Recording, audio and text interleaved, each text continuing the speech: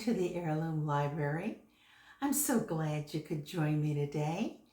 Pull up a chair and have a cup of tea or coffee, and let's see what we have to talk about today. I am pulling out again one of my family Circle Heirloom, or not Heirloom, Parlor Annual. And this one actually is for 2 years, I guess. It's 1850 and 1851. And interestingly, in this one, it actually has a chronological order of things that happen in a particular month and year that I would like to share with you. So first I've got, kind of brings it back to, what this was going on in 1850. A long time ago, actually, huh? Anyhow, this is about in September of 1850. It says here, a disastrous gale was on the Lakes Erie and Michigan, doing a great deal of damage.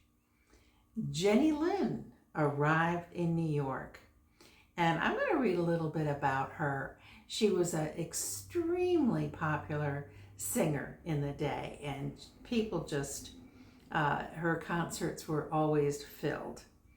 And there's another entry here where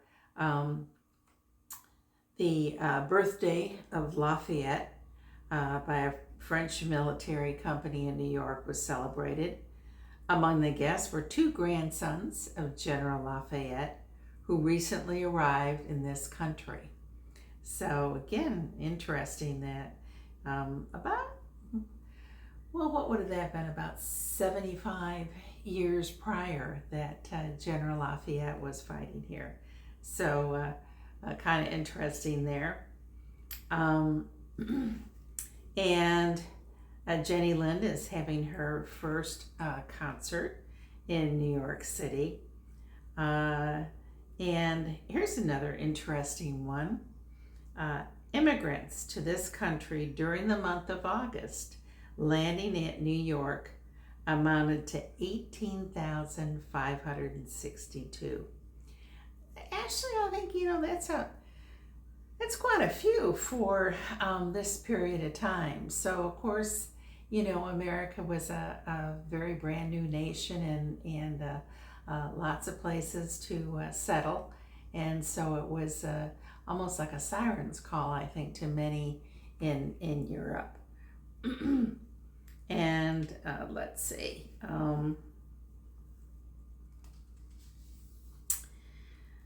So it goes on to say that Jenny Lind's first concert in America at Castle Garden in New York was attended by 7,000 people.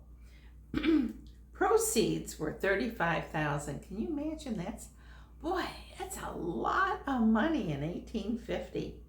But $12,500 given by Jenny to charitable institutions. So wow, that's really unbelievable too.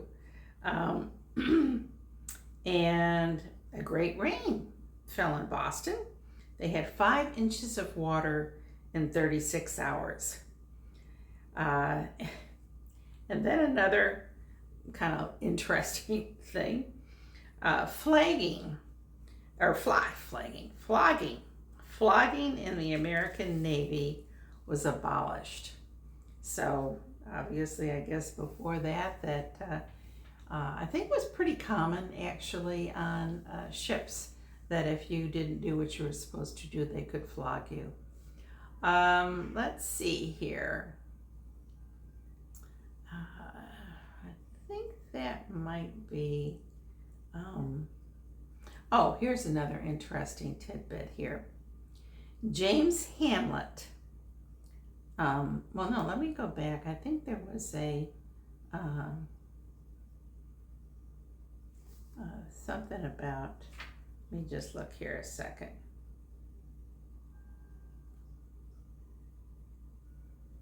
No, I think I must have just thought I read this and I can't find it now. But here is James Hamlet, a fugitive slave, was arrested under the new fugitive law in this city and taken back to his former owner in Baltimore.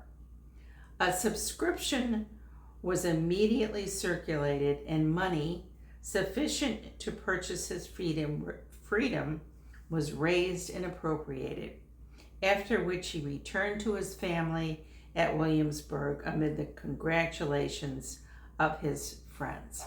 So at least that was nice. He was taken back, but then immediately released. So that's certainly a positive things in that area. And then finally, for this time in 1850, this goes showing a little bit more about how the country was still being established. The Hudson Bay Company are taking active measures for the colonization of Vancouver's island. A detachment of immigrants are to sail next month. So that was still going on there. And I've got a picture of Jenny Lind. I hope you can see it. There it is. And a little bit about her. The Queen of Song, the Swedish Nightingale, Jenny Lind, has arrived. All will feel interested in hearing something of the birth, early struggles, and brilliant career of this eminently gifted child of song, to whose entrancing notes thousands of those most distinguished both by nature and art have breathlessly listened to, and have united in proclaiming her the first singer in the world. Nor is she the only to be lauded as a gifted genius. Her kind and generous heart seems always to overflow with compassion for the indigent and the oppressed. And of course we saw that since she made that wonderful donation out of part of the proceeds of what she did. So anyway, just again, a little bit of interest here of what was happening then. And of course, as always, I like to share with you, there's the, this one is called Cactus flagiformis. I don't think I said that Latin word quite correctly, but isn't that beautiful? And then here in the beginning, there's another, oh, such a pretty one. The flowers here are just unbelievable. They're so delicate and beautiful. And here's the Rose Morning Glory Sweetbriar. Isn't that pretty? Just such beautiful things. So a little,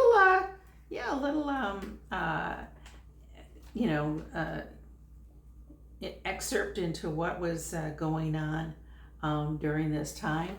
And so I hope you enjoyed that. And as always, I like to share some things from my Etsy store if that happens to be appropriate. And in this case, I have actually there's a case, and it's a set of sterling silver fish knives. And these are made about 1884. They're English, and they're beautifully decorated. They have etchings, beautiful etchings along the front here, and mother of pearl handles on those. Aren't they beautiful? And there's of course a set of two, and you can get these obviously on my Etsy store. And because I was thinking, a little bit of Father's Day, that if you happen to have a gentleman that likes to collect unique items like something like that, that's a beautiful set to have. So anyway, I'm so glad that you joined me today, and I hope you will subscribe, and if you and hit the notification button. And if you have any comments or would like to know more about something, please feel free to make those comments, because I'll be more than happy to answer. So until next time, thanks for joining me.